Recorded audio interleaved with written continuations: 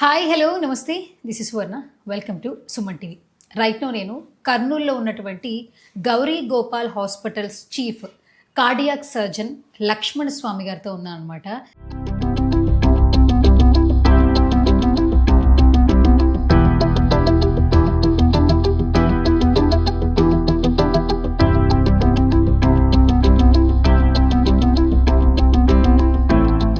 So గుండెకి సంబంధించి బోలెడైన సమస్యలకి పరిష్కార మార్గాలు కూడా ఆయన చూపించడం జరుగుతుంది. గత 12 సంవత్సరాల నుంచి సక్సెస్ఫుల్గా కర్నూలులో తన పేరుని ప్రఖ్యాతల్ని పెంచుకుంటూ పోతున్నారని చెప్పొచ్చు. ఇప్పటికే 5000+ ఆపరేషన్స్ కూడా చేశారు. సో అస్సలు లేట్ చేయొద్దు, ఆయనతో మాట్లాడదాం. బోల్డ్ అని విశేషాలు ఆయన మాటలో అడిగి తెలుసుకుందాం. నమస్కారం లక్ష్మణ స్వామి గారు. థ్యాంక్ యూ అమ్మా. నమస్తే. Nice introduction for you. Thank you so much. So first of all Kurnool రావడంగానే మాకేంటంటే ఇక్కడ ఫేమస్ ప్లేస్తో పాటు అంటే గుండెకి సంబంధించి ఏ సమస్య వచ్చినా ఫస్ట్ మన హాస్పిటల్కే వస్తారని చెప్తూ ఉన్నారు. మాకు కూడా విన్నప్పుడు చాలా హ్యాపీగా అనిపించింది. ఫస్ట్ ఆఫ్ ఆల్ మీరేం చెప్తారు సార్ హాస్పిటల్ గురించి? నేను 10 సంవత్సరాల నుంచి గౌరీగోపాల్ హాస్పిటల్లో వర్క్ చేస్తున్నాను. గౌరీగోపాల్ హాస్పిటల్లో డెడికేటెడ్ కార్డియాక్ యూనిట్ని నేను ఫస్ట్ టైం స్టార్ట్ చేశాను. అప్పటి నుంచి ఇప్పటి వరకు 12,500 పైగా యాంజియోగ్రామ్స్ జరిగినాయి. 7,500 పైగా స్టెంట్ వేసాము. 5,000 పైగా ఓపెన్ హార్ట్ సర్జరీస్, అంటే గుండె ఓపెన్ చేసి సర్జరీస్ చేసి వాల్వ్ రీప్లేస్మెంట్స్ కావచ్చు, బైపాస్ సర్జరీస్ కావచ్చు, కొంచెంమంది రక్తనాళాల్లో ప్రాబ్లమ్స్ ఉంటాయి, కాలి రక్తనాళాల్లో, చేతి రక్తనాళాల్లో ప్రాబ్లమ్స్ ఉంటాయి, వాళ్ళకి సర్జరీస్ చేయడం కావచ్చు. చాలా సమస్యలకు మేము ట్రీట్మెంట్ ఇచ్చడం జరిగింది. 5,000 పైగా ఆపరేషన్స్ చేశాము. This is the highest number in Rayalaseema actually. Okay. And బేసిక్గా ఏంటంటే ఇప్పుడు ఈ మధ్య కాలంలో చూస్తుంటే గుండెకు సంబంధించిన సమస్యలు ఒకప్పుడు ఏంటంటే ఏజ్ పెరిగిన తర్వాత కొంచెం హెల్త్ ఇష్యూస్ ఎక్కువ చూస్తున్నప్పుడు హార్ట్ స్ట్రోక్స్ అనేది మనం వింటూ ఉండేవాళ్ళం. కానీ నవేడేస్ ఏంటంటే 35+ ఉన్న వాళ్ళకు కూడా స్ట్రోక్స్ వస్తున్నాయి. బైపాస్ సర్జరీ జరిగింది రీసెంట్గా నాకు అని చెప్తున్నారు. అసలు గుండెకు సంబంధించిన సమస్యలు ఈ మధ్య కాలంలో ఎందుకు ఎక్కువగా చూస్తున్నామంటారు? చాలా మంచి క్వశ్చన్ అడిగినారమ్మా. ఈ క్వశ్చన్కి సమాధానం ఎలా చెప్పాలంటే, ఫస్ట్ ఒక మనిషి అంటాడు, నేను ఇంతవరకు ఎప్పుడు హాస్పిటల్కే వెళ్ళలేదండి, ఒకటేసారి హార్ట్ అటాక్ వచ్చిందంటారు. 40 ఏళ్ళ పేషెంట్ మా దగ్గరికి వచ్చేసి ఉంటాడు, డైరెక్ట్ చెస్ట్ పెయిన్ అని అంటున్నాడు, ఈసీజీ తీసి ఉంటాము, హార్ట్ అటాక్ వచ్చేసింది అని చెప్తాం. సార్ ఇంతవరకు మేము చిన్న జలుబు దగ్గు కూడా మాకు ఫేస్ చేయలేదు సార్, మీరు డైరెక్ట్ హార్ట్ అటాక్ అంటున్నారు, ఇప్పుడు బైపాస్ సర్జరీ అంటున్నారు, ఏంటి సార్ మా సమస్య? నేనేమంటానంటే, ఒక మనిషి పుట్టుకతో ఎట్లయితే ఆస్తిపాస్తులు తెచ్చుకుంటాడు వాళ్ళ తల్లిదండ్రుల నుంచి, గుండె సంబంధిత సమస్యలు కూడా గుండె సంబంధిత సమస్యలకు సంబంధించినటువంటి ఫెమిలియల్ ఇన్సిడెంట్స్ అంటాం, జీన్స్, జెనెటిక్స్ కూడా వాడు తెచ్చుకుంటాడు. ఎవరైతే జన్యువులు వాళ్ళకి ఏమవుతుందంటే, షుగర్ వచ్చే జన్యువులు వాళ్ళకు ఆల్రెడీ పుట్టుకతోనే వచ్చేసింటాయి. కొంతమంది హైపర్ కొలెస్ట్రాలేమియా అంటాం, కొలెస్ట్రాల్ ఎక్కువ వచ్చేటువంటి జన్యువులు వాడు పుట్టుకతోనే తెచ్చుకొని ఉంటాడు. అట్లాగే వాళ్ళకు రిట్రోగ్రేడ్గా ఎంక్వైరీ చేస్తే వాళ్ళ నాన్నగారికో వాళ్ళ తాతగారికో హార్ట్ అటాక్తో చనిపోయినాడు అని చెప్తారు. అంటే family history. Yes, family history. So first point ఏంటంటే ఫ్యామిలీ హిస్టరీలోనే ఉండిండొచ్చు అంటాను. సెకండ్ థింగ్ ఈజ్ డైట్ అనేటువంటిది ఇప్పుడు మనము రీసెంట్ స్టడీస్ చేస్తే 50% ఆఫ్ డిసీజెస్ డైట్ వల్లనే వస్తున్నాయని చెప్తారు. మన పాతకాలంలో మనం తినేటువంటి ఆహారపు అలవాట్లు కానీ ఇప్పుడు ఆహారపు అలవాట్లు కానీ చాలా తేడా ఉంది. మనము చిన్నప్పుడు ఎప్పుడు కుర్కురేలు తినలేదు, లేస్ ప్యాకెట్లు తినలేదు. ఈ stored foods, preserved foods, junk foods, వీటి వలన ఎప్పుడు ఎక్కువగా కొలెస్ట్రాల్ ఫామ్ అయ్యే అవకాశం ఉంటుంది. చిన్న పిల్లలు పిజ్జాలు, బర్గర్లు, చాక్లెట్స్ అవి ఇవి తింటుంటారు. అసలు మేము గైటన్ అనేటువంటి టెక్స్ట్ బుక్ చిన్నప్పుడు MBBS సెకండ్ ఇయర్లో చదువుకుంటాం పెథాలజీ గురించి. దాంట్లో ఫ్యాట్ స్ట్రీక్స్ అనేటువంటివి, రక్తనాళాల్లో ఫ్యాట్ స్ట్రీక్స్ అనేటువంటివి 1 year ఓల్డ్ చైల్డ్లో కూడా ఉన్నట్టు వాళ్ళు డిఫైన్ చేసినారు. అంటే చిన్నప్పటి నుంచే 1 yearలో నుంచే ఫ్యాట్ స్ట్రీక్స్ ఫామ్ అయ్యి గ్రాడ్యువల్గా రక్తనాళాల్లో కొలెస్ట్రాల్ అక్యుములేట్ అయిపోయి కొలెస్ట్రాల్ ప్లాక్స్ ఫామ్ అయిపోయి అవి 30 yearsకో 40 yearsకో ఎస్టాబ్లిష్ కావచ్చు. సో గుండె జబ్బు అనేటువంటిది ఒక్క క్షణంలో వచ్చేది కాదు, అది గ్రాడ్యువల్గా మన ఆహారపు అలవాట్ల వలన కూడా రావచ్చు. ఆహారపు అలవాట్ల వలన చిన్నప్పటి నుంచి ప్రోగ్రెషన్లో వస్తుంది. అలాగే కొంతమంది నెక్స్ట్ పేషెంట్ టెన్షన్స్ ఎక్కువ ఉంటాయి, స్ట్రెస్ ఎక్కువ ఉంటుంది. ఇప్పుడు మనము ఒక జోక్ చెప్తాను ఇక్కడ, most common cause of MI is EMI అంటారు. ఈఎంఐ అంటే మయోకార్డియల్ ఇన్ఫాక్షన్, హార్ట్ అటాక్ అనమాట. ఈఎంఐ అంటే రోజు మనం మంత్లీ వాడికి వచ్చేటి 20,000 జీతం ఉంటుంది, వాడు బైక్ కొంటాడు, ఇంకేమైనా టీవీ కొంటాడు, దాని మీద ఈఎంఐలకే 12,000 15,000 పోతుంటుంది. నెక్స్ట్ మంత్ ఎట్లా చేయాలో తెలియదు. లేదంటే ఇప్పుడు యాప్లలో డబ్బులు ఎక్కువ ఖర్చు పెడుతుంటారు, స్ట్రెస్ ఫీల్ అయిపోయి కొంతమంది ఆత్మహత్యలు చేసుకుంటున్నారు. సో ఇవన్నీ స్ట్రెస్ అనేటువంటిది, యాంగ్జైటీ అనేటువంటిది, డిప్రెషన్ అనేటువంటిది, ఇవి కూడా మయోకార్డియల్ ఇన్ఫాక్షన్ రావడానికి కారణం కావచ్చు. కొంతమంది నైట్ డ్యూటీస్ చేస్తుంటారు.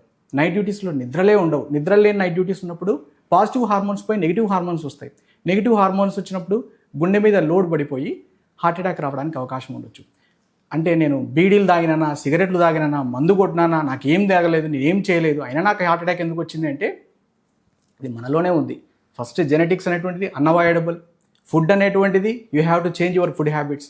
ఒక్కడు ఎక్సర్సైజ్ చేయడు, మార్నింగ్ లేచి ఒక 1 అవర్ వాకింగ్ చేయండి అంటే ఒక 1 అవర్ వాకింగ్ ఉండదు. కొంతమంది నేను నా దగ్గరకు వచ్చే పేషెంట్లు ఆటో వాళ్ళకి, లారీ డ్రైవర్లకి, వాళ్ళకి ఆపరేషన్లు చాలా చేసి ఉంటాను. వాళ్ళు అంటారు, ఏమయ్యా మీరు ఎట్లా ఉంటారు అంటే, పొద్దున లేస్తాడు, స్నానం చేస్తాడు, ఏదో డైరెక్ట్గా ఆటో ఎక్కినామా, తన పని చేసుకున్నామా, రాత్రికి వచ్చినామా, ఆటో దిగినామా, తిన్నామా, పడుకున్నామా. సో అలాంటి వాళ్లకు గుండె జబ్బు రావడానికి అవకాశం ఉంటుంది. ఎందుకంటే ఎనర్జీ ఎట్లా ఎక్స్పెండ్ కావాలి, క్యాలరీస్ ఎట్లా ఖర్చు కావాలి, కావు. ఆటో మీద కూర్చున్నప్పుడు మనకి ఏం ఖర్చు అవుతుంది? సో ఒబిసిటీ వస్తుంది. చైల్డ్హుడ్ ఒబిసిటీ చాలా ప్రాబ్లం అవుతుంది. చిన్న పిల్లలే ఎంత లావ్ అయిపోతున్నారు ఈ మధ్యకాలంలో. సో మనము స్మోకింగ్ వల్లనో, ఆల్కహాల్ వల్లనో, పొగాకు నమలడం వల్లనో, నష్టం పీల్చడం వల్లనో గుండె జబ్బు వస్తుంది అనేటువంటిది ఎంత ఇంపార్టెంటో. Sedentary life is new smoking అంటారు. సెడెంటరీ లైఫ్ అనేటువంటిది స్మోకింగ్ కన్నా డేంజరస్ డిసీజ్. సో అట్లాంటి వాళ్ళకు కూడా గుండె జబ్బులు రావచ్చు. సో ఇవన్నీ మనం అవాయిడ్ చేయగలిగితే ఆటోమేటిక్గా గుండె జబ్బులు లేకుండా మనిషి 80 ఏళ్ళు కాదు 90 ఏళ్ళు కూడా బతకడానికి అవకాశాలు ఉన్నాయి. అంటే ఇప్పుడు మీరు చెప్పిన వర్డ్స్లో ఏంటంటే 2 పాయింట్స్ సార్. ఫస్ట్ వచ్చేసి ఫ్యామిలీ హిస్టరీ ఉంటే ఖచ్చితంగా వాళ్ళకి స్ట్రోక్స్ అనేది వస్తాయి. ఫ్యామిలీ హిస్టరీ ఉన్న వాళ్ళు జాగ్రత్తలు తీసుకోవాలి. మేబీ ఛాన్సెస్ ఉన్నాయి ఏదైనా కూడా. సెకండ్ వచ్చేసి ఏంటంటే మన లైఫ్ స్టైల్ వల్ల కూడా చాలా మందికి స్ట్రోక్స్ అనేది రీసెంట్ టైమ్స్ లో వస్తుంది. కరెక్ట్. అంటే ఇప్పుడు ఫ్యూచర్ లో గుండెకు సంబంధించిన సమస్యలు రాకుండా ఉండాలంటే ఫస్ట్ ఆఫ్ ఆల్ మన లైఫ్ స్టైల్లో యోగా కావచ్చు, మెడిటేషన్ కావచ్చు, జిమ్ కావచ్చు, ఏదో ఒక పార్ట్ అవ్వాలి అని మీరు చెప్తున్నారు, రైట్? కరెక్ట్. ఓకే. దాని ద్వారా స్ట్రెస్ వదిలేసేయాలి, యాంగ్జైటీ వదిలేసేయాలి, డైట్ మంచిగా తీసుకోవాలి. కరెక్ట్ డైట్ అంటే సమతుల్యమైన ఆహారం. మనం చిన్నప్పుడు చదువుకుంటాం, బ్యాలెన్స్డ్ డైట్ అంటాం. ఈ డైట్ గురించి మాట్లాడాలంటే మనము ఏ వీడియో యూట్యూబ్లో వీడియోలు చూడమంటే 1,00,000 వీడియోస్ ఉంటాయి. 1,00,000 వీడియోస్లలో ఎవడికి నచ్చింది వాడు చెప్తాడు. వాడు పొద్దున్నే 5 లీటర్ల నీళ్ళు తాగాలంటాడు, ఒకడు ఆయిల్ పుల్లింగ్ చేయాలంటాడు, ఒకడేమో 9 to 6 మాత్రమే తినాలంటాడు. ఒక్కొక్కడు ఒక్కొక్కటి చెప్తాడు. కానీ డైట్ అనేటువంటిది ఏంటంటే సమతుల్యమైన ఆహారం. నేను చిన్నప్పుడు విద్యాప్రకాశానందగిరి స్వాముల వారని చెప్పేసి శుకబ్రహ్మాశ్రమం అని ఉంది శ్రీకాళహస్తిలో, మీరు కూడా వినింటారు.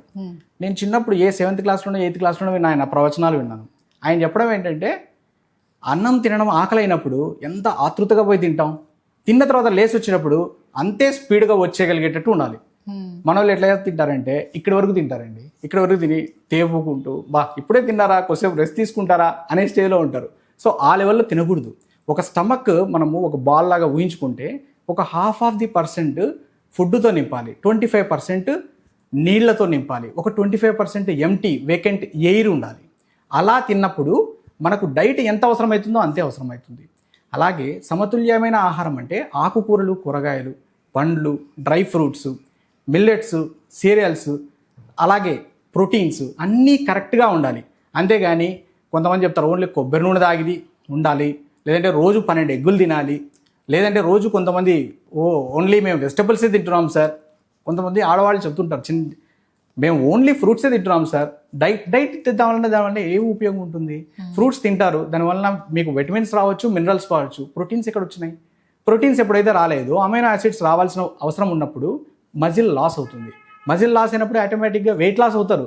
కానీ ఇమ్యూనిటీ ఎక్కడుంది? ఇమ్యూనిటీ లేదు. సో సమతుల్యమైన ఆహారం తీసుకున్నప్పుడు మాత్రమే వాళ్ళు ఈ గుండె జబ్బులు రాకుండా అవాయిడ్ చేయడానికి వీలవుతుంది. ఓకే. సో ఇప్పుడు బేసిక్గా ఏంటంటే గుండెకి సంబంధించి ఏదైనా సమస్యలు వచ్చాయనుకోండి, ఫస్ట్ వాళ్ళకి పెయిన్ ఎందుకు వచ్చిందో చూస్తారు క్లయింట్ రాగానే. తర్వాత మేజర్గా ఆపరేషన్ పడుతుంది అంటారు. ఏ సిచ్యువేషన్లో ఆపరేషన్ అనేది సైజ్ చేస్తారు? సో ఏ జబ్బుకైనా సరే ముందు మందులతో నయమయ్యే స్టేజ్ ఉంటుంది, తర్వాత స్టెంట్లతో నయమయ్యే స్టేజ్ కానీ ఏదన్నా చిన్న ట్రీట్మెంట్తో నయమయ్యే స్టేజ్ కానీ ఉంటుంది, తర్వాత బైపాస్ సర్జరీ అవసరమవుతుంది. మనం నెగ్లెక్ట్ చేస్తాం, సర్జరీ కూడా చేయించుకోండి సార్, నాకు ఏం లేదు, మీరేమో మందులు రాసేయండి, నాకు బైపాస్ సర్జరీ అంటే భయము అని నెగ్లెక్ట్ చేసినప్పుడు గుండె ఫెయిల్ కావచ్చు. గుండె ఫెయిల్ అయినప్పుడు అప్పుడు ఇంకా ట్రాన్స్ప్లాంట్ అవసరం పడవచ్చు. Heart transplantations, left ventricular assisted devices, అవి ఇంకా పెద్ద సర్జరీలు అవుతాయి. సో సర్జరీలు అనేటువంటివి ముందే కనుక్కొని మనము ఏదన్నా డాక్టర్ సలహా మంచిగా తీసుకుని కరెక్ట్గా చేయించుకోవడం మంచిది, కరెక్ట్ టైంలో తీసుకోవడం మంచిది. ఓకే. సో ఇంకొకటి ఏంటంటే ఇప్పుడు సర్జరీలు ఏ టైంలో అనేది పడుతుంది అనేది చాలా క్లియర్గా చెప్పారు. ఈ మధ్య కాలంలో మీరు ఆల్మోస్ట్ ఒక 5,000+ వరకు ఆపరేషన్స్ చేసి ఉంటారు. ప్రతి ఒక్కరిలో కామన్గా గుండెకి సంబంధించిన సమస్యల్లో ఏ కామన్ పాయింట్ గుర్తిస్తున్నారు మీరు? గుండెలలో 4 రకాల సర్జరీస్ ఎక్కువగా జరుగుతుంటాయమ్మా. కంజెంటల్ హార్ట్ డిసీజెస్ అంటే పుట్టుకతోనే వచ్చే గుండె జబ్బులు. పుట్టుకతోనే వచ్చే గుండె జబ్బులు అంటే గుండెలో చిల్లు పడ్డం, ఎక్కడో ఏఎస్డి అంటాం, విఎస్డి అంటాం, పీడిఏ అంటాం. అంటే రక్తనాళాల్లో గుండెలో గదులు ఉంటాయి, 4 గదులు ఉంటాయి. గదికి మధ్యలో మనకు గోడలు ఎలా ఉంటాయో గది మధ్యలో కూడా కండతో గోడ తయారు చేసి ఉంటాడు భగవంతుడు. అది అమ్మ గర్భంలోనే అన్నీ క్లియర్గా కట్టుకొని రావాలి. కానీ బయటపడిన తర్వాత అంటే గర్భంలో నుంచి బయటకు వచ్చిన తర్వాత డెలివరీ అయిన తర్వాత గుండెలో చిల్లు ఉండిండొచ్చు. అట్లాంటి చిల్లులని మనము ఆపరేషన్ చేసి క్లోజ్ చేసేది ఒక రకమైనటువంటి ప్రాబ్లం. రెండో రకమైన ప్రాబ్లం ఏంటి? గుండె రక్తనాళాల్లో బ్లాకులు ఉండడం. రక్తనాళాల్లో బ్లాకులు నేను ఇప్పుడే చెప్తున్నాను. రక్తనాళాల్లో గ్రాడ్యువల్గా కొలెస్ట్రాల్ అక్యుములేట్ అయిపోయి ఆ కొలెస్ట్రాల్ అక్యుములేట్ అయిపోయి ఒక స్టేజ్ వరకు ఒక్క రక్తనాళంలో బ్లాక్ ఉంది, స్టెంట్ వేస్తారు. 2 రక్తనాళాల్లో బ్లాక్లు ఉన్నాయి, స్టెంట్ వేస్తారు. 3 రక్తనాళాల్లో బ్లాక్లు ఉన్నాయి, స్టెంట్కు వీలు పడకపోవచ్చు. అలాగే left main coronary artery disease అంటాం. ఇప్పుడు గుండె రక్తనాళాలు చూసుకుంటే ఇది నేను చూపిస్తాను ఒకసారి. గుండె ఈ విధంగా ఉంటుంది. గుండెలో ఇది రైట్ కరోనరీ ఆర్టరీ, ఇది లెఫ్ట్ కరోనరీ ఆర్టరీ అంటాం. గుండె రక్తనాళాల్లో ఇక్కడ రక్తనాళం పుట్టిన చోటనే బ్లాక్స్ ఉంటాయి కొంతమందికి. అట్లాంటి వాళ్ళకి బైపాస్ సర్జరీనే మార్గం. స్టెంట్ వలన ఉపయోగం ఉండదు, తొందరగా ఫెయిల్ అయ్యే అవకాశాలు ఉంటాయి. అలాగే రక్తనాళం బైఫర్కేషన్ అయిన చోట కూడా ఇక్కడ 2 చోట్ల రక్తనాళాలు క్రిటికల్గా మూసుకుపోయి ఉండొచ్చు. అట్లాంటి దానిలలో కూడా బైపాస్ సర్జరీనే మార్గం. అలాగే మెయిన్ రక్తనాళాల్లో 1, 2, 3 రక్తనాళాల్లో కూడా బ్లాక్లు ఉన్నప్పుడు 3 స్టెంట్లు వేయించుకోవడం వలన ఎక్కువగా స్టెంట్లు వేయించుకోవడం పేషెంట్లకి రీనల్ ఫెయిల్యూర్ రావచ్చు, గుండె ఇంప్రూవ్ కాకపోవచ్చు. అట్లాంటి వాళ్ళకు కూడా ట్రిపుల్ వెసల్ డిసీజ్ కూడా స్టాండర్డైజ్ ట్రీట్మెంట్ ఏంటంటే బైపాస్ సర్జరీ అనమాట. ఓకే. అలా సో బైపాస్ సర్జరీ ఎందుకు ప్రిఫర్ చేస్తారంటే బికాజ్ రక్తనాళాలను బట్టి మీరు సైజ్ చేస్తుంటారు, రక్తనాళాల్లో ఎన్ని బ్లాకులు ఉన్నాయనే దాన్ని బట్టి చేస్తాం. ఇది బైపాస్ సర్జరీ అంటేనే జనాలకి ఒక రకమైన అనుమానం వస్తుంది. గుండె ఆపరేషన్ అంటేనే గుండె జారిపోతుంది మనిషికి. బైపాస్ సర్జరీ అంటే కూడా ఒక మిస్నోమర్. యాక్చువల్గా గుండె ఊపిరితిత్తులు పనిచేసేటువంటి పనిని హార్ట్ లంగ్ మిషన్ ద్వారా కార్డియోపల్మనరీ బైపాస్ అనే ప్రక్రియ ద్వారా లోపల బాడీలో ఉన్నటువంటి రక్తాన్నంతా డైవర్ట్ చేసేసి మనము గుండెని ఆపేసేసేసి అప్పుడు ఆపరేషన్ చేయడాన్ని బైపాస్ ఆపరేషన్ అంటారు. మీకు అర్థమైపోయి ఉంటుంది. బైపాస్ కంప్లీట్గా బాడీలో ఉన్నటువంటి రక్తాన్నంతా ఒక మిషన్ మీకు బైపాస్ చేసేసేసి గుండెను ఆపేసేసి గుండెలో ఆపరేషన్ చేయడం, కార్డియోపల్మనరీ బైపాస్ మిషన్ని యూజ్ చేసేసి చేయడం. ఇంకో రకమైన బైపాస్ ఏంటంటే ఎట్లాగైతే మనకు మెయిన్ రోడ్లో రక్తనాళాలు మెయిన్ రోడ్ బ్లాక్ అయిందనుకోండి, మనము బైపాస్ రోడ్ ద్వారా వెళ్తాం. Like in the same way గుండెలో రక్తనాళాలు ఈ విధంగా ఎక్కడెక్కడైనా బ్లాక్ అయినాయి అనుకోండి, పైనుంచి వేరే రక్తనాళాన్ని అతికించి కుట్లేస్తాం. దాన్ని బైపాస్ సర్జరీ అంటాం. మామూలుగా స్టాండర్డ్ స్టెంట్ అనే ప్రక్రియలో ఏం చేస్తారంటే ఈ రక్తనాళాల్లోకి గైడ్ వేర్ వేసేసి ఇక్కడ పైప్ వేసేసి పైపు ద్వారా ఉబ్బరిస్తారు. దాన్ని స్టెంట్ అంటారు. మనం బైపాస్ సర్జరీలో ఏం చేస్తామంటే కొత్త రక్తనాళాన్ని తీసుకొచ్చేసేసి బ్లాక్ అయిన దానికన్నా బియాండ్ ఆ రక్తనాళాన్ని అతికించడం వలన రక్తం ఇక్కడ ఫ్రీగా పోతుంది. దీన్ని బైపాస్ సర్జరీ అంటారు. ఈ బైపాస్ సర్జరీలో మనము కొంతమంది రకరకాల రక్తనాళాలు వాడుతుంటారు. కాలి రక్తనాళాలు వీన్స్ వాడుతుంటారు, కొంతమంది చేతిది రేడియల్ ఆర్టరీ వాడుతుంటారు, కొంతమంది చెస్ట్కు అతుక్కున్నటువంటి ఇంటర్నల్ మ్యామరీ ఆర్టరీ అనేటువంటి ఉంటుంది, దాన్ని వాడుతుంటారు. కానీ స్టాండర్డైజేషన్ ఏంటంటే ఇంటర్నల్ మ్యామరీ ఆర్టరీ అంటే ఈ చెస్ట్ వాల్కు లోపలికి అతుక్కున్నటువంటి ఒక ఆర్టరీని తీసుకొచ్చేసి, ఆర్టరీ అంటే ధమని, ఆ ధమనిని తీసుకొచ్చేసి గుండెకు డైరెక్ట్గా అతికించేటువంటిది రక్తనాళ ప్రక్రియ. ఈ బైపాస్ ప్రక్రియ సుమారుగా 20-25 సంవత్సరాల వరకు ఎటువంటి బ్లాక్ లేకుండా బ్లడ్ వెళ్తూనే ఉంటుంది. ఇది చాలా స్టాండర్డైజ్డ్ ప్రక్రియ. అందుకనే బైపాస్ సర్జరీలో ఆర్టరీస్ ద్వారా చేసేటువంటిది చాలా స్టాండర్డైజ్డ్ ఆపరేషన్ అంటారు. బయోలేటరల్ ఇంటర్నల్ మ్యామరీ ఆర్టరీ, బీమా సర్జరీ అంటారు. ఈ సర్జరీలు అన్నీ కూడా మనం మొత్తము ఈ ఎముకనంతా కట్ చేసేది ఒక పద్ధతి, సైడ్ నుంచి చిన్న కోత ద్వారా చేసే పద్ధతి ఒక పద్ధతి.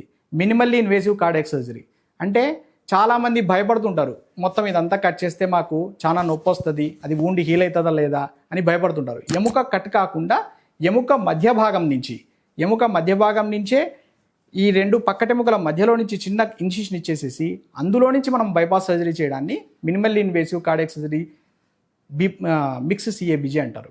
సో ఈ పద్ధతిలో చేయొచ్చు, ఆ పద్ధతిలో చేయొచ్చు. మనము గుండెని ఇట్లా ఊహించుకుంటే, గుండె మనం చిన్నప్పుడు చదువుకుంటాం, గుండె పిడికిలి పరిమాణంలో ఉంటుంది అనుకుంటాం. ఇది యాంట్రోలెటరల్ సర్ఫేస్, పోస్టల్ ఇన్ఫీరియర్ సర్ఫేస్. గుండె అనేటువంటిది కండతో తయారై ఉంటుంది. అసలు మనము గుండె స్ట్రక్చర్ని భగవంతుడు ఎలా క్రియేట్ చేశాడనేటువంటిది నిజంగా అమూల్యమైనటువంటి గొప్ప విషయం. ఇప్పుడు మన చేతిలో కండ ఉంది, కాల్లో కండ ఉంది. ఈ కండలో ఒక గ్యాప్ను క్రియేట్ చేసి, ఒక గదిలాగా క్రియేట్ చేసి, ఆ గదికి మధ్యలో తలుపులను గోడలు కట్టాడు కండతో దేవుడు అంటే అది అసలు అపురూపమైనటువంటి స్ట్రక్చర్ అది గుండె.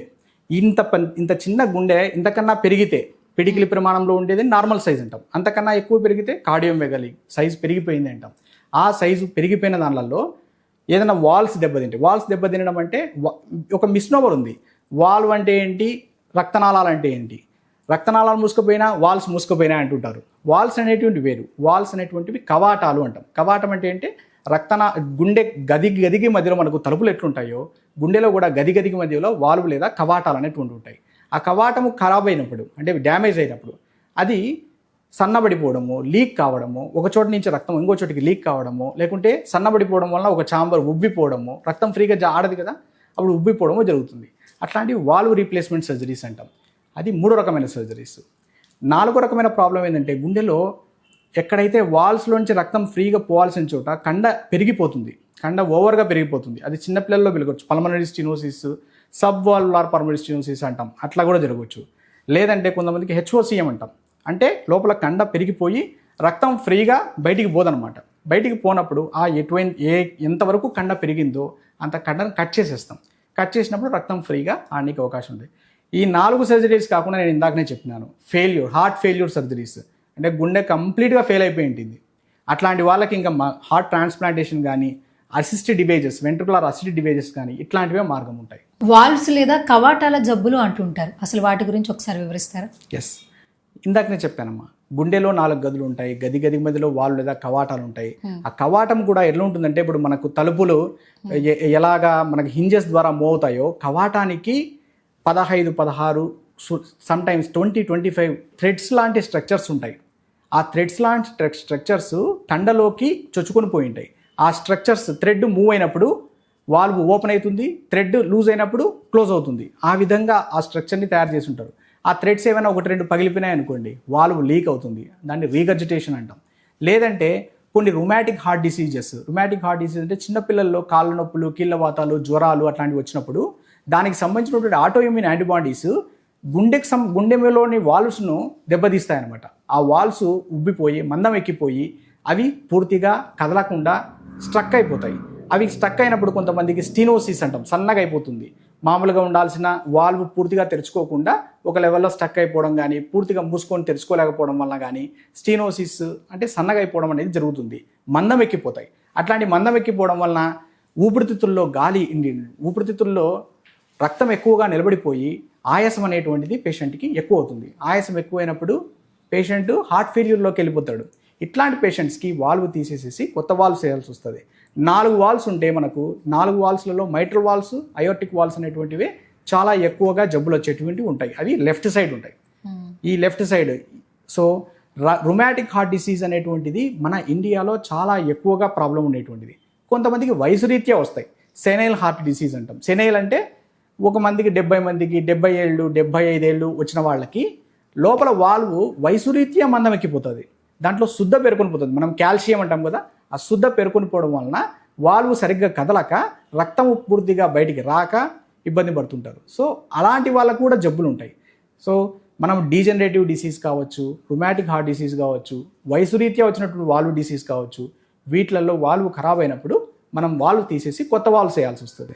ఓకే, అయితే వాల్వ్ సంబంధించి ఫెయిల్ అయింది అని వింటుంటాం. అసలు ఏంటి ఆ వర్డ్కి రీజన్ ఏంటి అసలు యాక్చువల్లీ?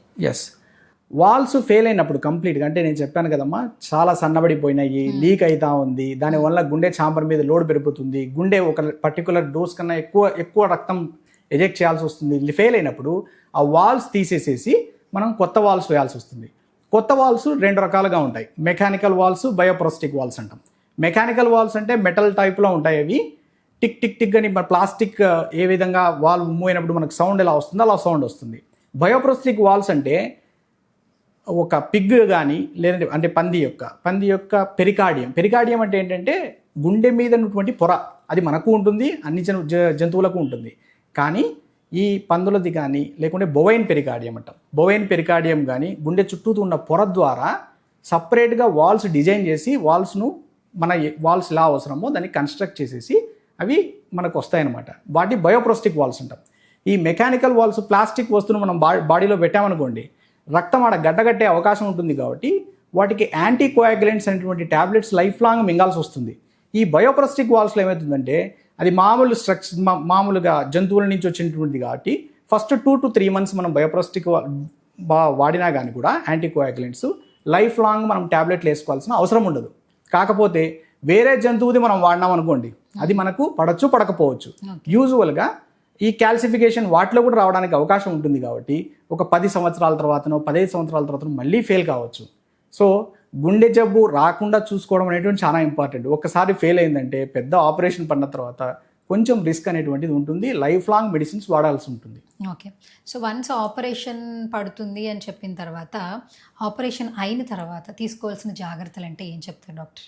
ఆపరేషన్ జరిగింది, మంచిగా పేషెంట్ 4 రోజులకో 5 రోజులకో డిశ్చార్జ్ అయిపోయినాడు. తర్వాత వూండ్ కేర్ చూసుకోవాలి. ఆ గాయాన్ని మంచిగా బెటాడిన్తో క్లీన్ చేసుకోవడము. కొంతమంది మేము ఆర్ఎంపీ డాక్టర్లు సిస్టర్లు వాళ్ళ దగ్గరికి వెళ్తూ ఉంటారు. పేషెంట్లు స్టెరీలియంతో క్లీన్ చేయడం కానీ లేకుంటే ఏదన్నా మనం ఏం చేస్తుంటారంటే హైడ్రోన్ పెరాక్సైడ్ కడగడము అట్లాంటివన్నీ చేయకూడదు. సింపుల్గా బెటాడిన్తో క్లీన్ చేసి ఏ పస్సు గిస్సు రాకుండా చూసుకోవడం అనేది చాలా ఇంపార్టెంట్. తర్వాత రెండవది ఏంటంటే డైట్. ఎప్పుడైనా సరే ఒకరు ఆపరేషన్ అయిన వ్యక్తికి మంచి డైట్, ప్రోటీనిషియస్ డైట్ అనేది ఇంపార్టెంట్. రోజు ఒక పొద్దున ఒక గుడ్డు, ఒక పెద్ద గ్లాస్ పాలు, మంచి ఆహారం, సమతుల్యమైన ఆహారం తీసుకోవడం. ఆహారం తీసుకోకుండా ఓన్లీ ట్యాబ్లెట్లు వేసుకోవడం వల్ల ఏమవుతుందంటే ఆ కోయాగులెంట్స్, యాంటీ కోయాగులెంట్స్ ఇందాక చెప్పిన రక్తం పలచబడే ట్యాబ్లెట్ డోస్ అనేటువంటిది ఎక్కువైపోయి దానివల్ల రక్తం చాలా పలచబడిపోయి ఒక్కోసారి పీటీఐఎన్ఆర్ అనే నెంబర్ ఎక్కువైపోయి వూండ్ చేసిన చోట కూడా బ్లీడింగ్ అవడానికి అవకాశాలు ఉంటాయి. సో డోసు మంచిగా పనిచేయాలి అంటే డైట్ మంచిగా ఉంటేనే ట్యాబ్లెట్ డోస్ కూడా కరెక్ట్ పనిచేస్తుంది. యాంటీబయాటిక్స్ కరెక్ట్ వాడుకోవాలి. తర్వాత ఒక వారం 10 రోజులకు మళ్ళీ పేషెంట్ని రమ్మంటాం. అప్పుడు మనం వూండ్ సూచర్ రిమూవల్ కానీ అవన్నీ చేయాల్సి వస్తుంది. సో ఇప్పుడు ఒకవేళ ఫస్ట్ మామూలుగా పెయిన్ వస్తుందని మీ దగ్గరికి చాలామంది వస్తూ ఉంటారు. ఇలా పెయిన్ రాకూడదు కదా, పెయిన్ వస్తే సర్జరీకి వెళ్ళాల్సి వస్తుంది లేదా హార్ట్ ఆపరేషన్ జరిగితేనే భయం ఉంటుంది. ఒకవేళ పెయిన్ వచ్చిన తర్వాత ఖచ్చితంగా మీకు ఆపరేషన్ పడుతుందని మీరు క్లయింట్స్తో చెప్తూ ఉంటారు. వాళ్ళకి కొంచెం ధైర్యం చెప్పాలంటే మీరు మోటివ్ చేసే వర్డ్స్ ఏంటి? ఇప్పుడు చెస్ట్ పెయిన్ అనేటువంటిది రకరకాల కారణాలతో రావచ్చమ్మా. ఫస్ట్ కారణం ఏంటంటే ఇప్పుడు మనము మస్క్యులోస్కెల్టల్ పెయిన్స్ అంటాం. ఇప్పుడు యంగ్ ఫీమేల్ ఉంటుంది, ఆమెకు కాల్షియం డెఫిషియన్సీ ఉండొచ్చు. దానివలన పేషెంట్కి పైన ఉన్నటువంటి కండరాలు, ఎముకలు కాల్షియం లేకపోవడం వలన చెస్ట్ పెయిన్ రావచ్చు. కానీ ఆ చెస్ట్ పెయిన్కి గుండె చెస్ట్ పెయిన్కి డిఫరెన్షియేషన్ అనేది ఇంపార్టెంట్ అవుతుంది. అట్లాగే కొంతమంది బాగా మందు తాగే వాళ్ళకి కానీ, కారం ఎక్కువ తినే వాళ్ళకి కానీ, స్మోకింగ్ ఎక్కువ చేసే వాళ్ళకి కానీ కడుపులో మంట అనేటువంటి ఉంటుంది. ఆ మంట యాసిడ్ ఎగతోయడం వలన యాసిడ్ పెప్టిక్ డిసీజ్ వల్ల కూడా పెయిన్ అనేది రావచ్చు. దాన్ని మనం చెప్పలేము ఇది గుండె జబ్బా లేకుంటే యాసిడ్ పెప్టిక్ డిసీజ్ వలన వచ్చిందా అనేటువంటిది తెలియదు. లేదంటే కొంతమందికి ఇక్కడ మన ఇండియాలో ట్యూబర్క్లోసిస్ కామన్. టీబీ జబ్బు గుండె పైనటువంటి నేను ఇందాక చెప్పినటువంటి పొర ఉంటుంది, పెరికార్డియం అనేటువంటి, ఆ పొరకు ఇన్ఫ్లమేషన్ వచ్చినా కానీ కూడా నొప్పి అనేది రావచ్చు. లేదంటే కొంతమంది ఊపిరితిత్తులలో ప్రాబ్లం ఉంటుంది, దానివల్ల కూడా నొప్పి రావచ్చు. సో ఏ ప్రాబ్లం వల్ల వచ్చింది అనేటువంటిది ఫస్ట్ డిఫైన్ చేసుకోవాలి. యాసిడ్ ప్రాబ్లమా, లేకుంటే గుండె ప్రాబ్లమా, లేకుంటే మస్కులోస్కెల్టల్ ప్రాబ్లమా, లేకుంటే ఇంకా వేరే ప్రాబ్లమా అనేది డిఫైన్ చేసుకొని, ఏదంటే బ్రెస్ట్లో ఏదైనా చిన్న యాబ్సిస్ ఉన్నా కానీ కూడా పెయిన్ రావచ్చు.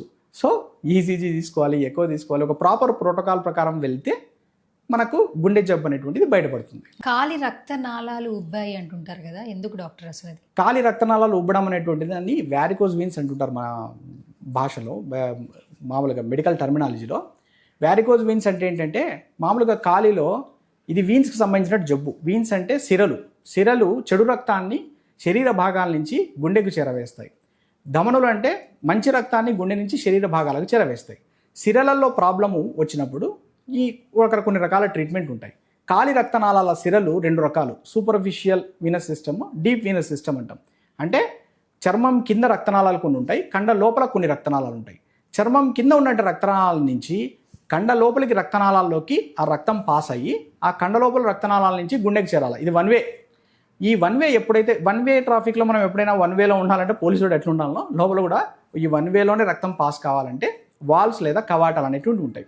ఈ వీన్లో వాల్స్ ఎప్పుడైతే డ్యామేజ్ అవుతాయో ఎప్పుడైతే మనం నడుస్తున్నప్పుడు కానీ స్టాండింగ్లో ఉన్నప్పుడు కానీ డీప్ వీనస్ సిస్టంలో నుంచి అంటే కండ లోపల నుంచి ఉన్నటువంటి శరీరాలలో నుంచి రక్తం బయటికి లీక్ అయ్యి బయట రక్తనాళాలు కాల్లో ఊపిరి సూపర్ఫిషియల్లో ఉన్నటువంటి రక్తనాళాలు ఉబ్బుతాయి. ఆ ఉబ్బడం వలన ఇదంతా వీనస్ బ్లడ్ కాబట్టి స్టాగ్నేటెడ్ బ్లడ్ కాబట్టి దాంట్లో ఆక్సిజన్ తక్కువగా ఉంటుంది, సబ్స్టెన్సెస్ ఎక్కువగా ఉంటాయి కాబట్టి దానివలన కాళ్ళు నొప్పులు రావడం కానీ, అలాగే వదిలేస్తే కాళ్ళు వాపులు రావడం కానీ, అలాగే వదిలేస్తే కాళ్ళ రక్తనాళాల్లో గడ్డలు కట్టడం కానీ, లేకుంటే ఇంకా కాళ్ళలో పుండు పండడం కానీ అలాంటివి జరగడానికి అవకాశాలు ఉంటాయి. అట్లాంటి దాంట్లోకి ఏం చేస్తామంటే మనము ఫస్ట్ డాప్లర్ స్టడీ చేసుకుంటాము. డాప్లర్ స్టడీ చేసుకుని ఎక్కడెక్కడ ఎన్నెన్ని వాల్స్ లీక్ అవుతున్నాయనేది చూసుకొని ఇప్పుడు అడ్వాన్స్డ్ టెక్నిక్స్ వచ్చినాయి. రేడియో ఫ్రీక్వెన్సీ అబ్లేషన్ అంటాం. చిన్న సూది ద్వారానే ఓ చిన్న వైర్ పాస్ చేసేసి ఎక్కడెక్కడ లీకులు ఉన్నాయో చూసుకొని మనము స్కానింగ్ చేసుకుంటూ అదే ఆపరేషన్ థియేటర్లో డాప్లర్ పరీక్ష చేసుకుంటూ లోపల స్కానింగ్ చేసుకుంటుంటూ ఎక్కడెక్కడ లీకులు ఉన్నాయో, ఎక్కడెక్కడ వాపు ఎక్కువ ఉందో, వాల్వ్ రక్తనాళం ఎక్కడైతే ఉబ్బిందో అదంతా అబ్లేట్ చేసుకుంటాం. అబ్లేట్ అంటే కాల్ చేస్తాం. కాల్ చేసినప్పుడు ఆటోమేటిక్గా సూపర్ఫిషియల్ వీనస్ సిస్టమ్ అనేటువంటిది కొలాప్స్ అవుతుంది. అప్పుడు రక్తము డీప్ వీనస్ సిస్టంలోనే పాస్ ఆన్ అవుతుంది. దానివలన ఈ వ్యారికోజ్ వీన్స్ సమస్య అనేటువంటిది ఉండదు. సో గుండె సంబంధిత సమస్యలకు సంబంధించి బోల్డ్ అండ్ విశేషాలు మా సుమన్ టీవీతో పంచుకున్నారు లక్ష్మణ స్వామి గారు. Thank you so much once again. And almost కర్నూలులో ఉండే వాళ్ళకైతే మీ గురించి ఇంట్రడక్షన్ అవసరం లేదు. ఇప్పుడు ఆల్మోస్ట్ మనం చాలా చోట ఈ వీడియో చూసిన తర్వాత ఏమైనా డౌట్స్ ఉన్నా కూడా స్క్రీన్ మీద ఆల్మోస్ట్ మన నెంబర్స్ కనిపిస్తూ ఉంటాయి కాబట్టి మిమ్మల్ని కాంటాక్ట్ అయితే చేస్తారు. Once again thank you so much, such lovely information sir. And ఇంకా మరిన్ని సక్సెస్లు రావాలి మనస్ఫూర్తిగా కోరుకుంటున్నాను సుమన్ టీవీ నుంచి. Thank you so much once again. Thank you మా.